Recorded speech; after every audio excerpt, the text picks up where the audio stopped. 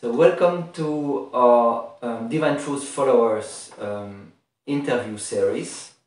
So we invite here people who discover Divine Truth and who want to follow Divine Truth teachings. And we have the pleasure to have a guest today, Tim. Welcome, Tim. Hello. Thank you for accepting our invitation. Thank you, Pierre, for having me. And so we are going to ask a few questions about their life and also how they discovered Divine Truth, how they encountered Divine Truth.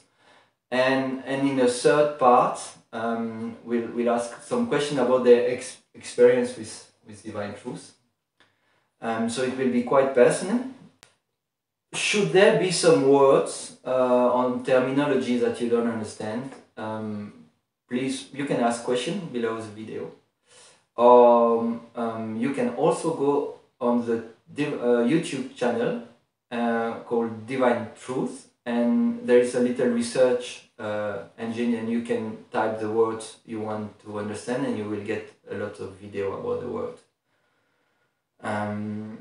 So I think we're good to start, Tim.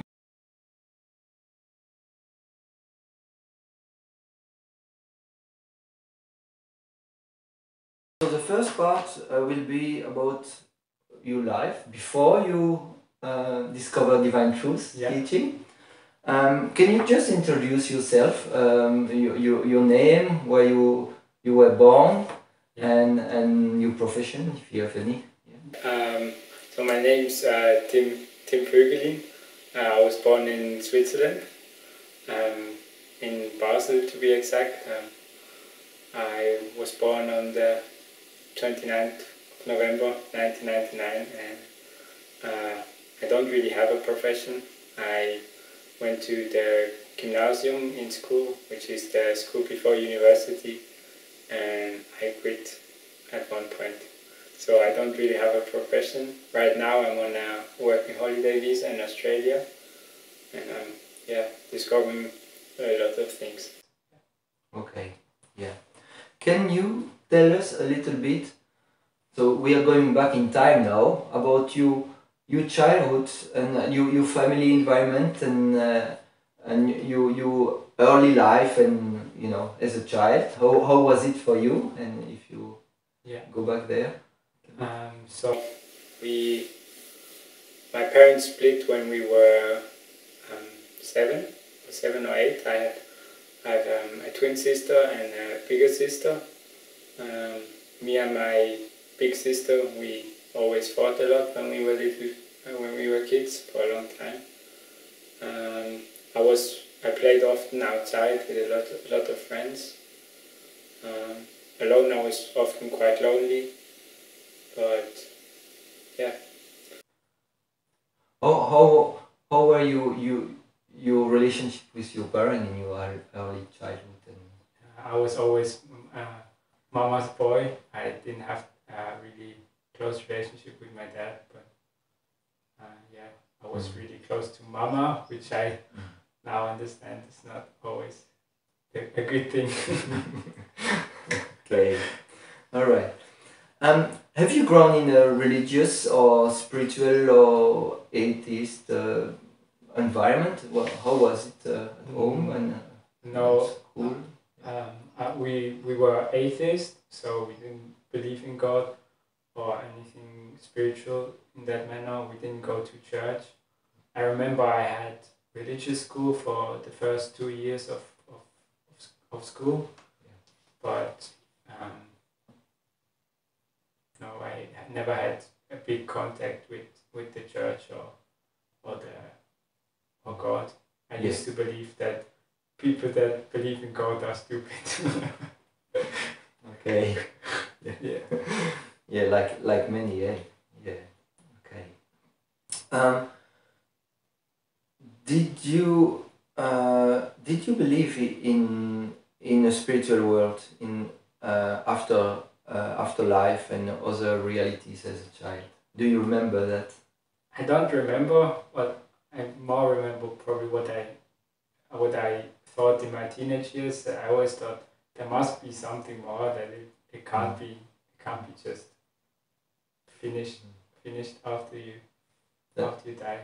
That was a thought you kept for yourself? I think sometimes I shared it too, but yeah, mostly for myself. I just never could imagine that there's just nothing. It was so, yeah. Yeah. Well, we go a bit further in time. So you go to school. Can you talk a bit about your school? If you have a family, or if you have a partner, family. So school, family, work, passions. Yeah. So a bit you get out of childhood, and how was it for you? Like.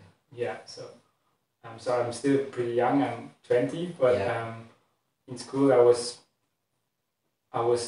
good in school, but I wasn't like, I was at the highest level, but I was always like scraping by. So I always did just what was necessary, and I didn't really like working. Or like, I liked going to school, but not working for school. And I did lots of sports. I played football, and I swam. Like, I did swimming for quite a while. At one point I had a girlfriend, which didn't last very long, but I was really in love with her, and I was really, really sad after we broke up. I started to separate myself more from my family and from my sisters. Was more outside, and went out and smoked, and like just, I guess, teenager things. Not necessarily teenager things, but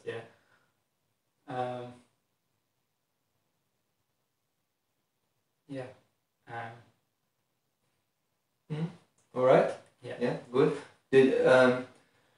So you are 20 now. Yes. You are 20 now. So you have not a family. You have not a partner right now. No. And, so okay.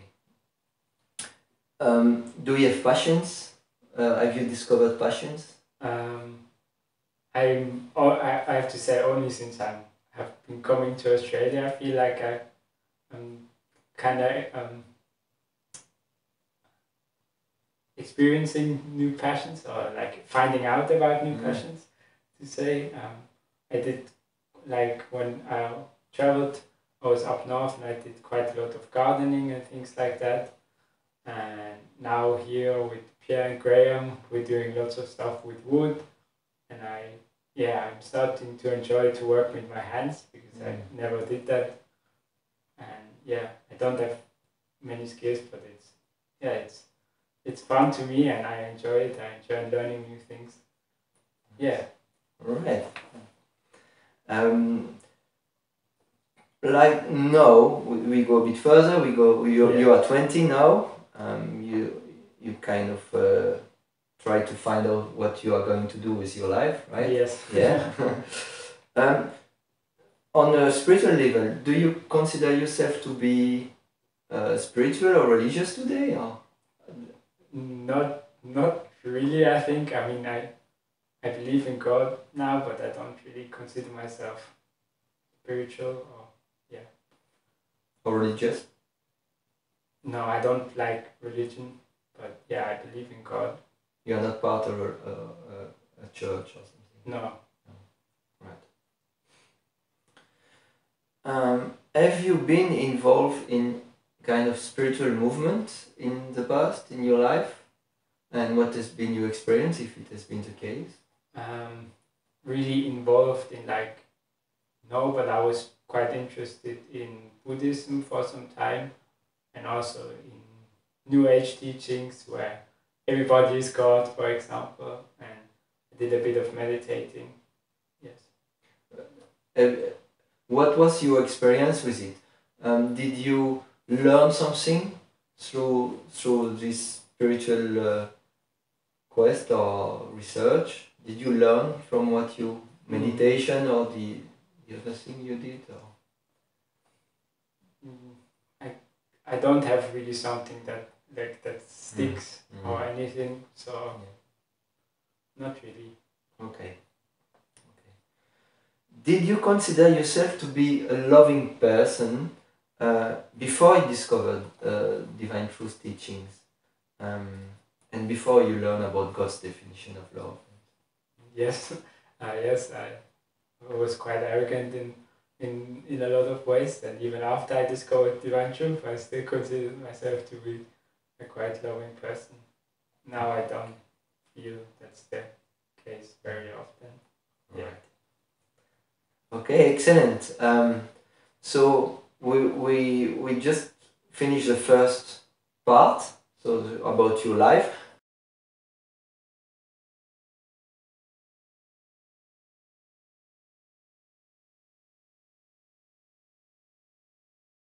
So second part, it's about how did you discover divine truth? Yes. And well, can you share how and when you did discover divine truth? Yes, I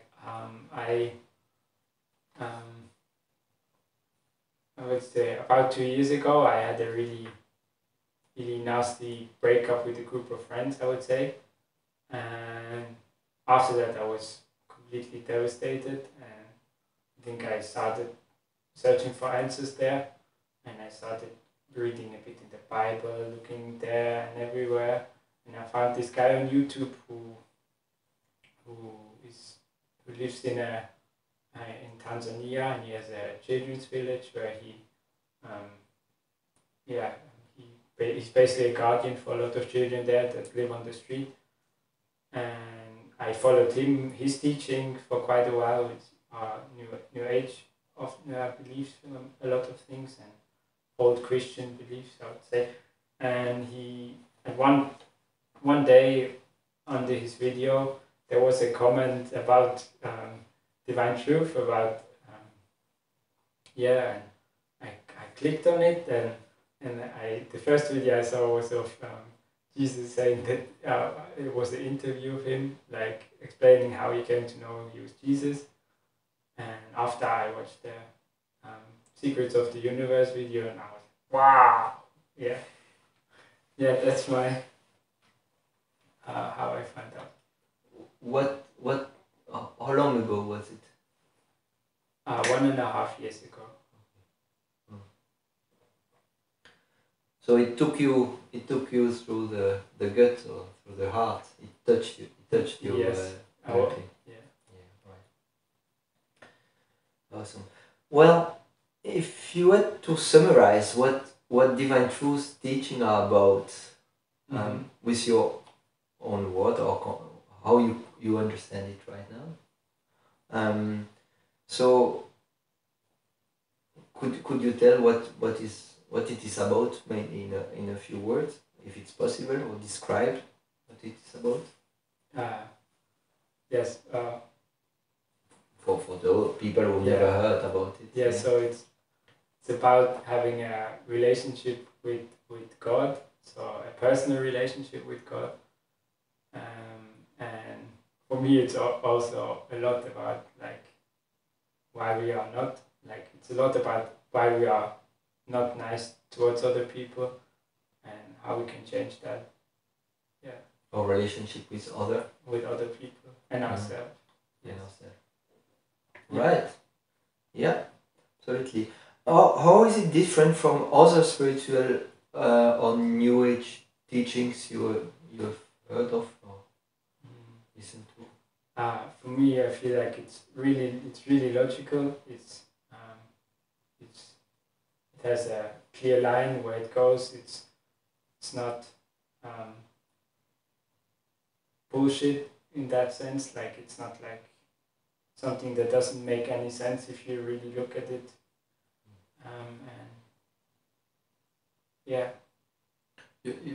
So the logical aspect of it, yes. Makes sense, and you don't find this logic in always in other no. Spiritual movement or teachings, right? Yeah. And okay. feel often in other religious movements they have some hypocrisy. Hypocrisy. Yeah. I think. Yes. I don't find that with this teaching. Okay. To you, is that a spiritual path or religion, cult? What is divine truth to you? I think it's definitely spiritual path if you really engage the teachings. It's not a religion. No. Right. So there are about thousands of spiritual teachers on the planet, as you know. Yes. There are a lot of movements and there are hundreds of people claiming to be Jesus, by the way. Yes. Are you aware of that? Yeah. So, what attracted really?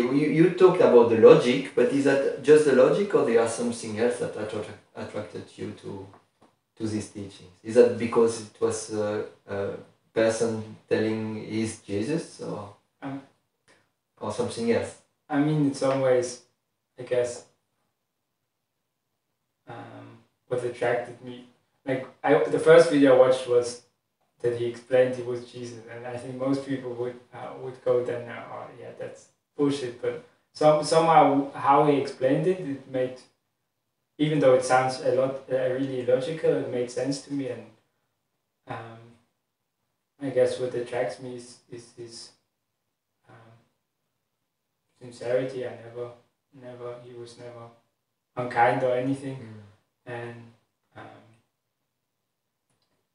yeah, I guess what also attracted me is all the truths that are told about the heavens and the spheres. It all sounded really cool when I first heard it. Like it was like, wow, that's so cool. Maybe, yeah. So what you are talking about, it's what he called the secret of the universe, yes. or how the universe operates, yes. how God's laws operates, and why we are here, and what happened after we pass, we die, and there is other things that's happening, and all makes sense. Yes. That's what you are talking about. Yes, and that really fascinated me. Yes. Yeah. All right. Sure. Well, did you directly believe when he said he was Jesus, or you were just like, well, I don't believe that, but what he says is interesting, or? I mean, for me it was like, I think I was so interested in the things that and I never found any mistake or something in it. That I guess that's why it was a priority for me than if he says that he's Jesus. It's not a priority, you say? No. It's not a priority. But did you want it to be true?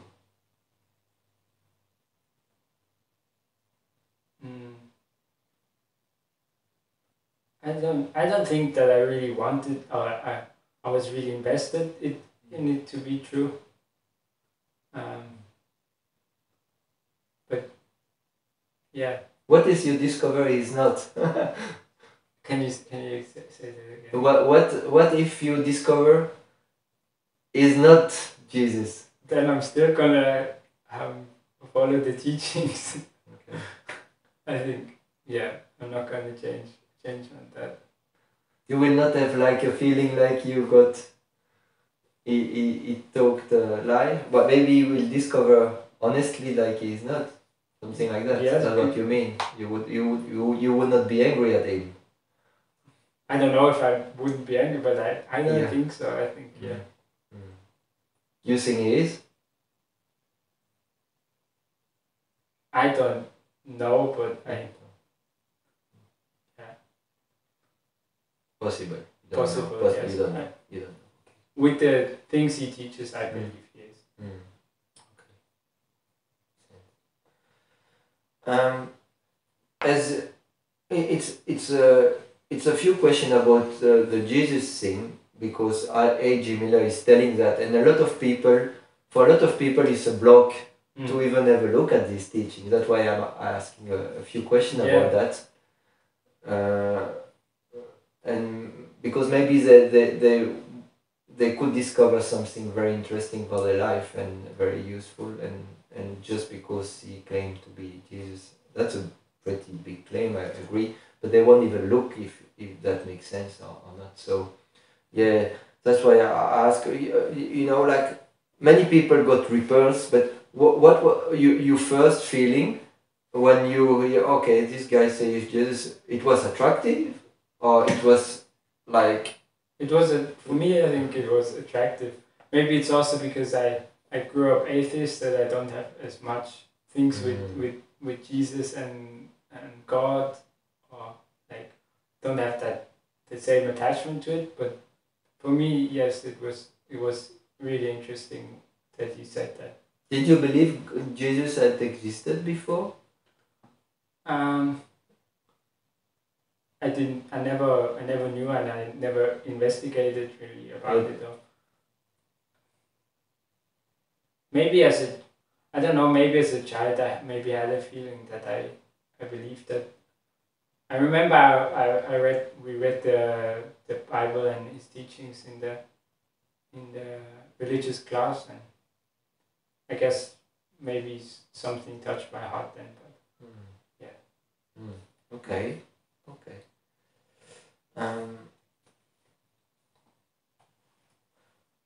Okay, that makes sense.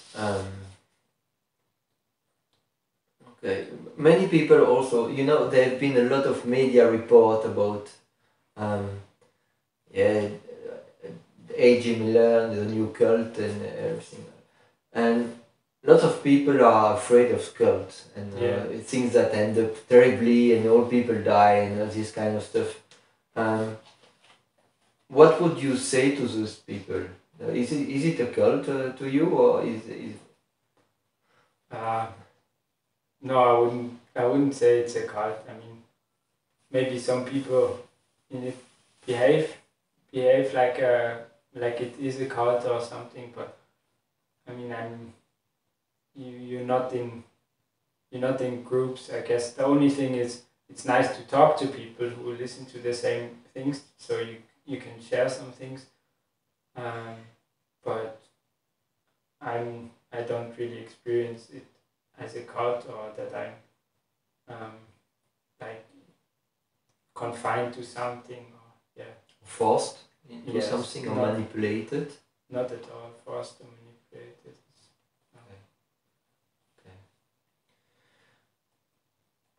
Do you feel you have a profile of a cult member? Like could you be part of a cult?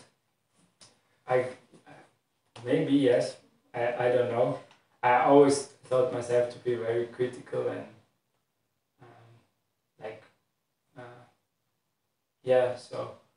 and critical and analytical in some things. So I always questioned a lot of things. So I don't know if I would be in a cult. Maybe some of the injuries I have that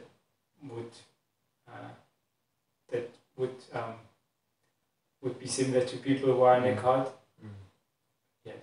Yeah. So a lot of Divine Truth followers have been following other spiritual movement with group types of leader, and sometimes with hidden intentions and something not very honest, and many people want someone to rescue them.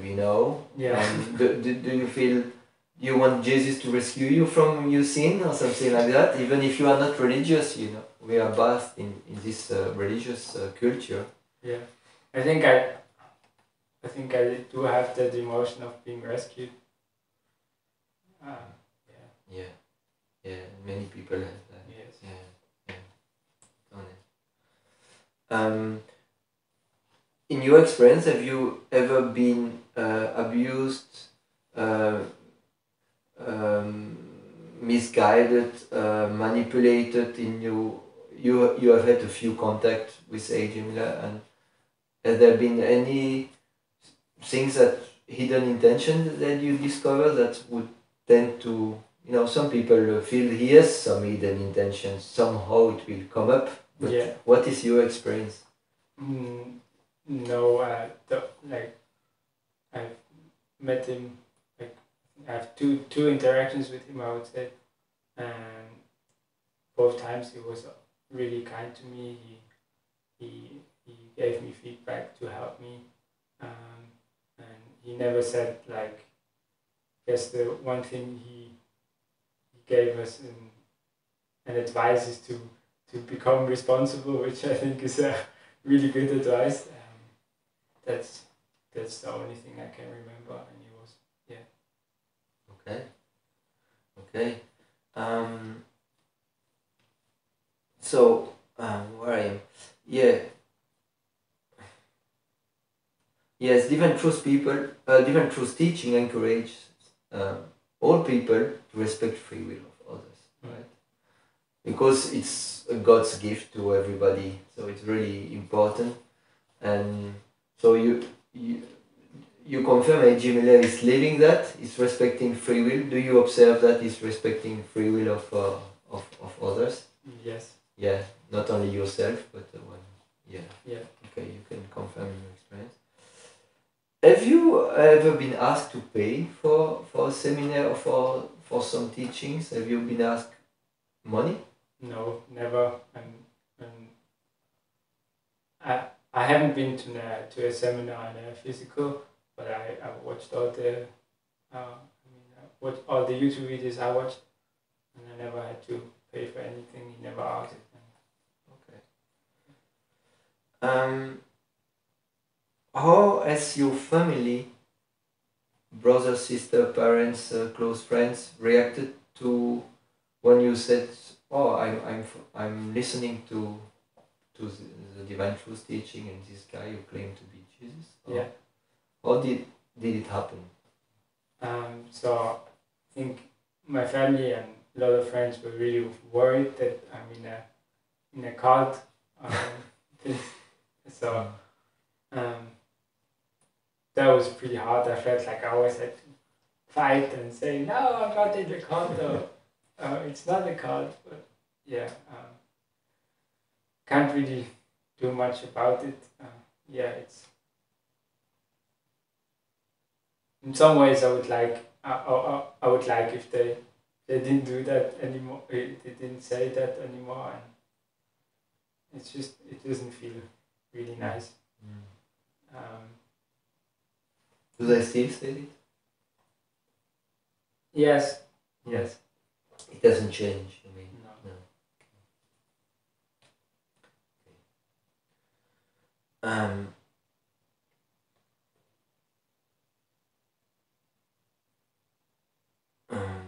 Do you feel sometimes superior, better than other people who do not follow or listen to Divine Truth? Like you know better?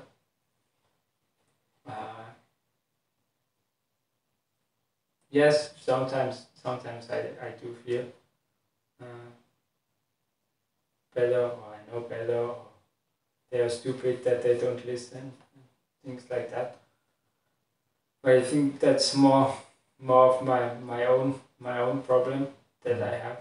It's not I wouldn't like blame Divine Truth for it. I think it's my own personal problem that Yeah.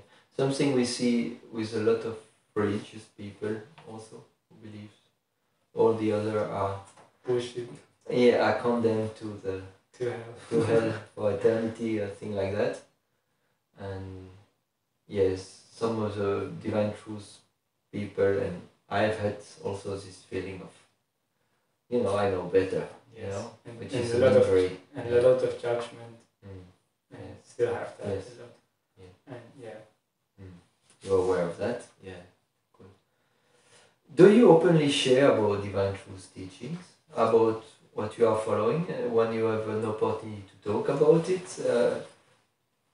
Anybody you meet? Or you keep it a bit secret for yourself?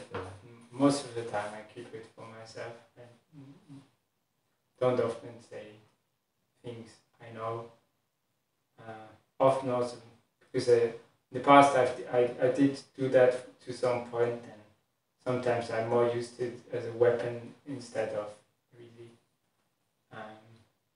because I wanted to share truth or say truth or so at the moment I'm not really keen on doing that. Do you know why? Why? I guess one reason is the reason I said before, like that I don't want to use it as a weapon again, but also I guess I'm scared what people think when I say things like that, and maybe I'm scared to do the same mistakes again. Like to use that as a weapon? Yes, that's what. Yeah, and I don't. At the moment, I just don't feel like I'm in the space to say it, but there can also be an excuse to not have to say it. But yeah, because you could use that as an act of love as well. Yeah. Right? Yes. Yeah. Okay.